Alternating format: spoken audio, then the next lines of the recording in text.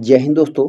सत श्री अकाल, नमस्कार। तो आज की क्लास में हम लोग कक्षा 10वीं बिहार बोर्ड हिंदी अध्याय फर्स्ट गोधूली गदखंड का पहला चैप्टर जो है सन विभाजन और जाति प्रथा, इसके जितने भी प्रश्न हैं सभी प्रश्नों को आज हम लोग हल करेंगे। बिल्कुल आसान भाषा में समझेंगे। तो आप लोग हमारे साथ शुरू से अंत तक बने रहिए और सभी प्रश्नों को बेहतर तरीका से समझने का प्रयास करिए। तो चलिए आप लोग का जैसे बनाते क्लास को स्टार्ट करते हैं। तो देखिए सबसे पहला क्वेश्चन आपको है क्या है। तो सबसे पहला क्वेश्चन आपका है कि लेखक किस विडंबना की बात करते हैं, विडंबना का स्वरूप क्या है। तो इसका देखिए उत्तर है, कहता है कि लेखक भीमराव अंबेडकर जी विडंबना की बात करते हुए कहते हैं कि इस युग में भी जातिवाद के पोषकों की कमी नहीं है। मतलब कि जो अभी समय है इसमें भी लोग भेदभाव करते हैं किसके, जात के आधार पर। मतलब अभी भी ऐसे लोगों की कमी नहीं है, जिसका स्वरूप है कि जाति प्रथा श्रम विभाजन के साथ साथ श्रमिक विभाजन का भी रूप ले रखा है। कथा है क्या कि जिसका स्वरूप है कि जैसे श्रम विभाजन का मतलब होता है क्या कि जो व्यक्ति जिस कास्ट का है वह उसी कास्ट के अनुसार से जो उसका वर्क है वही करेगा। जैसे मान लीजिए जो चमार है तो वह जूता सिएगा, जैसे जो बढ़ी है वह लकड़ी का ही कार्य करेगा। तो इस प्रकार से जो उसका श्रम है मतलब जो उसका कास्ट है, कास्ट के हिसाब से उसके काम को क्या गया है, बांटा गया है। मतलब इसमें भी कह रहा है कि कुछ ऐसे लोग हैं। यही हमारा क्या है, विडंबना की बात है कि ऐसा नहीं होना चाहिए। व्यक्ति की रुचि के अनुसार से उसको काम देना चाहिए, जो उसका मन करे वह काम करे। तो हमारे चूँकि हमारा देश अभी क्या स्वतंत्र है, तो स्वतंत्र देश में व्यक्ति को स्वतंत्र रूप से काम करने की आज़ादी है। वो जो चाहे वह काम कर सकता है। उसका मन है पढ़ाना तो पढ़ा सकता है, उसका मन है क्रिकेट खेलना तो क्रिकेट खेल, मतलब उसके इच्छा के अनुसार अपने इच्छा के अनुसार से जी सकता है। लेकिन आज से पहले कुछ दिन पहले ये बात नहीं था। जो उसका कास्ट था, कास्ट के अनुसार से उसका काम करना पड़ता था। ठीक है, तो यही चीज़ यहाँ पे लेखक साहब भीमराव अंबेडकर जी बता रहे हैं। कहता है कि जो अस्वाभाविक है। ठीक है, कोई दिक्कत है समझने में? चलिएगा सेकेंड प्रश्न देखिए। अगला प्रश्न जो है कहता है क्या कि जातिवाद के पोषक उसके पक्ष में क्या तर्क देते हैं। कि जातिवाद का जो पोषक है उसके पक्ष मतलब जातिवाद के पक्ष में क्या तर्क देते हैं। कहता है कि जातिवाद के पोषक का तर्क है कि आधुनिक सब समाज कार्य कुशलता के लिए श्रम विभाजन को आवश्यक मानता है। कहता है कि जो पहले समय के जो लोग थे वह कार्य कुशल मतलब कार्य को करने के लिए पहले जाति को ही प्रथम भूमिका निभाता था। क्योंकि जो जिस व्यक्ति का जिस कास्ट का व्यक्ति है उसे वही काम करना पड़ेगा। मतलब कास्ट को ही सर्वप्रथम उसको मानता था भाई जो कास्ट है, कास्ट ही सब कुछ है, जाति सब कुछ है। और जाति प्रथा श्रम विभाजन का ही रूप है, इसलिए इसमें कोई बुराई नहीं है। मतलब जाति ही पहला उसका धर्म था। भाई जो जात का जो है छूत अछूत ये सब चीज़ पहले माना जाता, लेकिन अब के समय ये सब चीज़ लगभग में ख़त्म होते जा रहा है। ठीक है, चलिए अगला प्रश्न देखिएगा। अगला प्रश्न कहता है क्या कि जातिवाद के पक्ष में दिए गए तर्कों पर लेखक की प्रमुख आपत्तियाँ क्या है। कहता है कि जातिवाद जो है उस पे जो लेखक साहब हैं उसकी आपत्तियां क्या है, मतलब उस चीज़ से खुश क्यों, किन किन ऐसे बिंदु है जिस पे वो खुश नहीं है। मतलब इस चीज़ जो बहुत सारे ऐसे बात जो उनको लेखक साहब को पसंद नहीं है। कहता है कि जातिवाद के पक्ष में दिए गए तर्क पर लेखक के प्रमुख आपत्तियां इस प्रकार है कि जाति प्रथा श्रम विभाजन का रूप ले रहा है। कहता है कि जो जाति प्रथा है, जो कास्ट है, वो श्रम विभाजन का जो रूप ले रहा है, ये सबसे बड़ी दुख की बात है। क्योंकि जिस व्यक्ति का जो कास्ट है, अब मान लीजिए हम मान लीजिए बढ़ी है, हम शर्मा है।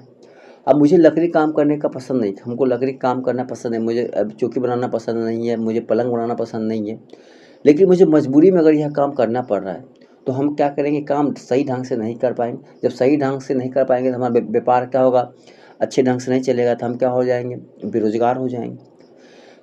लेकिन अब के समय में क्या है, अभी के समय में कि हम अपने इच्छा के अनुसार से काम कर सकते हैं। जिस काम में मुझे रुचि है मैं उस काम को कर सकता हूँ, तो उसमें हम बेहतर काम कर सकते हैं, बहुत अच्छे ढंग से हम उस काम को कर सकते हैं। तो हम क्या हो सकते हैं, बेरोजगारी से हम दूर भाग सकते हैं। लेकिन पहले के ज़माने में ये नहीं था। जो जिसका कास्ट था, कास्ट के अनुसार से जो श्रम विभाजित था, मतलब जो काम विभाजित था उसे वही काम करना पड़ता था। तो लेखक साहब का कहना है क्या कि पहले सबसे बड़ी दुख की बात यह था कि जात में विभाजन लोग थे, उससे उतना कष्ट नहीं था। लेकिन जितना जात के आधार पे उसे काम करना पड़ता था। ये सबसे बड़ी दुख की बात थी कि भैया यदि मैं चमार हूँ तो हम जूता ही सी सकते हैं, अन्यथा और कोई काम नहीं कर सकते हम। चाहे काम मिले या ना मिले, हम भूखे मर जाएंगे लेकिन दूसरा काम नहीं कर सकते। लेकिन अभी के समय में ये नहीं है, आपको जो इच्छा है वह काम कर सकते हैं। कहता है किसी भी सब समाज में श्रम विभाजन व्यवस्था श्रमिकों के विभिन्न पहलुओं में अस्वाभाविक विभाजन नहीं करता है। ठीक है, चलिए अगला प्रश्न देखिए। अगला प्रश्न कहता है क्या कि जाति भारतीय समाज में श्रम विभाजन का स्वाभाविक रूप क्यों नहीं कही जा सकती है। कहता है कि भारतीय समाज में जातिवाद के आधार पर श्रम विभाजन और अस्वाभाविक है, क्योंकि जातिगत श्रम विभाजन श्रमिकों की रुचि अथवा कार्यकुशलता के आधार पर नहीं होता, बल्कि माता के गर्भ में ही श्रम विभाजन कर दिया जाता है, जो विवशता और रुचिपूर्ण होने के कारण गरीबी और अकर्मण्यता को बढ़ाने वाला है। सिंपल सी बात है। तो यदि माँ के गर्भ से ही आपका कास्ट निर्धारित कर दिया जाए, ना आपका इच्छा समझने का प्रयास किया गया आपकी रुचि क्या है, आपको किस काम में रुचि है, इन चीज़ों को ना समझते हुए आपकी जो कार्य है उसको फिक्स कर दिया गया है, आपकी जो जात है उसको फिक्स कर दिया जाता है, तो ये सबसे बड़ी दुख की बात है कि हमें जो इच्छा है अपने इच्छा के अनुसार से काम नहीं कर सकते। यदि हम अपने इच्छा के अनुसार से काम नहीं करेंगे तो हमें उस काम करने में मन नहीं लगेगा, और मन नहीं लगेगा तो हम उस काम को 100% ढंग से नहीं कर पाएंगे। जब ढंग से नहीं कर पाएंगे तो वही क्या होगा, गरीबी का कारण होगा। जब तुम आप मान लो कोई काम कर रहे हैं, कोई चीज़ आप बना रहे हैं, अगर वो ढंग से नहीं बने, कोई आपसे कोई चीज़ खरीदेगा नहीं खरीदेगा। जब बिक्री नहीं होगा तो क्या आपके हाथ में पैसा आएगा, पैसा नहीं आएगा। जब पैसा नहीं आएगा तो क्या आपके घर में गरीबी नहीं आएगी, गरीबी आना निश्चित बात है। ठीक है, तो सबसे बड़ी बात यही है, जात विभाजन तक सही बात। अभी भी सभी लोग जाट में विभाजित है, कोई यादव है, कोई पासवान है, कोई बड़ी है, कोई साहनी है, कोई ब्राह्मण है, कोई क्षत्रिय है, ठीक है, कोई राजपूत है, अभी भी जात में विभाजित है। लेकिन अभी के समय में क्या है, कोई व्यक्ति जिसको जो इच्छा हुआ कार्य कर सकता है। कोई खेती कर सकता है, कोई स्कूल पढ़ा सकता है, ठीक है, कोई वस्त्र का दुकान खोल सकता है, कोई राशन का दुकान खोल सकता है, कोई ड्राइवर बन सकता है, कोई आर्मी बन सकता है, कोई पुलिस जो भी व्यक्ति का जो इच्छा है वह बन सकता है, कर सकता है, अपना बिजनेस कर सकता है। लेकिन पहले, आज से कुछ दिन पहले ये बात नहीं थी। ठीक है, चलिए अगला प्रश्न देखिए। अगला प्रश्न कहता है क्या कि जाति प्रथा भारत में बेरोजगारी का एक प्रमुख और प्रत्यक्ष कारण कैसे बनी हुई है। तो सिंपल सी बात है ना, जाति प्रथा जो है बेरोजगारी का प्रमुख कारण क्योंकि लोग जात के आधार पर उसे काम को बांटा गया। सबसे दुख की बात यह है कि श्रम का मतलब काम। जात विभाजन तक सही है, यहाँ तक चल सकता है, ये भी सही है लेकिन चल सकता है, बट श्रम को उसके आधार से विभाजित करना ये बड़ी दुख की बात है। कहता है कि जाति प्रथा भारत में बेरोजगारी का एक प्रमुख और प्रत्यक्ष कारण है, क्योंकि भारतीय समाज में श्रम विभाजन का आधार जाति है। श्रम विभाजन मतलब जो कार्य होता है, श्रम का मतलब होता है काम। काम का विभाजन किसके आधार पे है, जाति के आधार पे। चाहे श्रमिक कार्य कुशल हो या नहीं, मतलब चाहे आप उस काम को जानते भी हो या नहीं भी जानते, फिर भी आपको वह कार्य करना पड़ेगा। उस कार्य में रुचि रखते हो, आपको उस कार्य करने का मन हो, नहीं भी है फिर भी आपको करना पड़ेगा या नहीं। इस प्रकार हम कह सकते हैं कि जब श्रमिकों कार्य करने में ना दिल लगे ना दिमाग, तो कोई कार्य कुशलता पूर्वक कैसे प्राप्त कर सकता है। यही कारण है कि भारत में जाति प्रथा बेरोजगारी का प्रत्यक्ष और प्रमुख कारण बना हुआ है। हम पहले भी बताए हैं, अभी भी बता रहे हैं। भाई अगर आपको कोई कार्य करने में दिल नहीं लग रहा है, आपका मन नहीं लग रहा है, आपको उस कार्य करने में 1% भी रुचि नहीं है, तो प्रत्यक्ष बात है कि भाई वो काम 100% नहीं हो पाएगा, वो काम ढंग से नहीं हो पाएगा। जब कोई काम ही ढंग से नहीं हो पाएगा तो आपके पास गरीबी बेरोजगारी आना निश्चित बात है। ठीक है, चलिए अगला प्रश्न देखिए। अगला प्रश्न कहता है कि लेखक आज के उद्योगों में गरीबी और उत्पीड़न से भी बड़ी समस्या किसे मानते हैं और क्यों। ठीक है, मुआकर होगा, किसे मानते हैं और क्यों।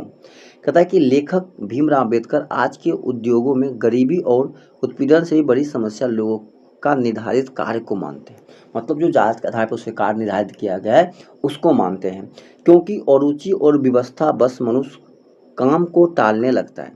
सिंपल सी बात है, यदि किस कार्य को आपको करने में मन नहीं लगता है तो ऑटोमेटिक आप वहाँ पे टाइम वेस्ट करेंगे, टाइम पास करेंगे, या उस कार्य को सही ढंग से नहीं करेंगे और कम काम करने के लिए प्रेरित हो जाता है। सिंपल सी बात है, अगर आपको मन नहीं लगे तो आप कार्य अनिश्चित रूप से नहीं कर पाइएगा। जो काम को आप मान लीजिए आपको 2 चौकी बनाना है, आप बढ़ई का काम नहीं करना चाहते हैं तो वहाँ पे आप हाफ चौकी बनाएंगे, एक चौकी भी नहीं बना पाइएगा तो कार्य भी कम होगा, समय भी ज़्यादा लगेगा और काम भी सही ढंग से नहीं हो पाएगा। ऐसी स्थिति में जहाँ काम करने में ना दिल